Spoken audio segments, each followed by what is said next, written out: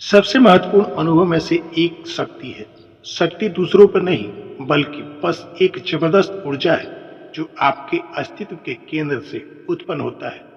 ऐसा नहीं है कि आप दूसरों से शक्तिशाली हैं, बात केवल इतना है कि आप शक्तिशाली हैं। दूसरे के ऊपर जो शक्ति है उसे छीना जा सकता है, यह दूसरों पर निर्भर है, यह आपका नहीं है। तुम केवल अपनी नपुंसकता को छिपा रहे हो।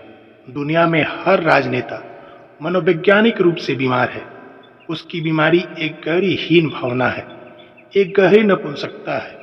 अब इस दुनिया नपुंसकता की स्थिति से बाहर निकलने के दो ही उपाय हैं। सबसे सस्ता और सरल है दूसरों पर शक्तिशाली हो जाना, लेकिन यह एक भ्रमिक अनुभव है।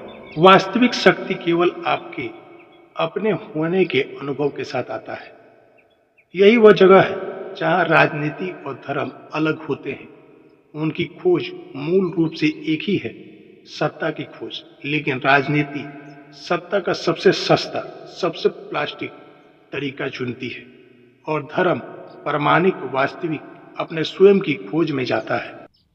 यदि आप आजाद हैं, पूरी तरह से अपने अस्तित्व में निहित हैं, तो शक्ति का यह अनुभव साझा किया जा सकता है।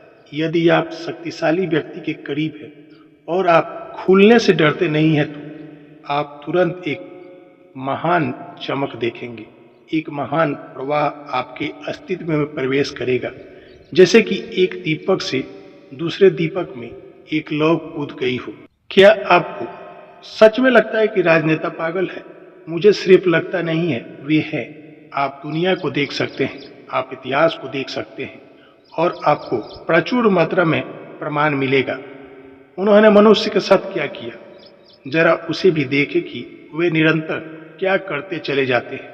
जरा उनके खेल को देखिए। वैज्ञानिक रूप से पृथ्वी को अब एक होना, वैज्ञानिक रूप से यह एक राष्ट्रों का अस्तित्व अब और नहीं होना चाहिए। राष्ट्रों के अस्तित्व के कारण ही मनुष्य की 70% ऊर्जा, 70% मनुष्य की सृजनात्मक युद्ध में चली जाती है और विनाशकारी हो जाता है।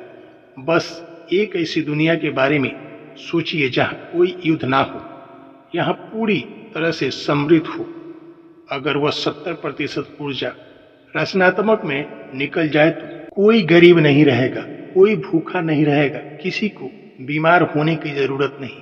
आपके राजनेताओं के कारण ही राष्ट्रों का अस्तित्व बना हुआ है और मुल्कों की वजह से दुनिया बेबस रह जाती है। 3000 वर्षों में 5000 युद्ध।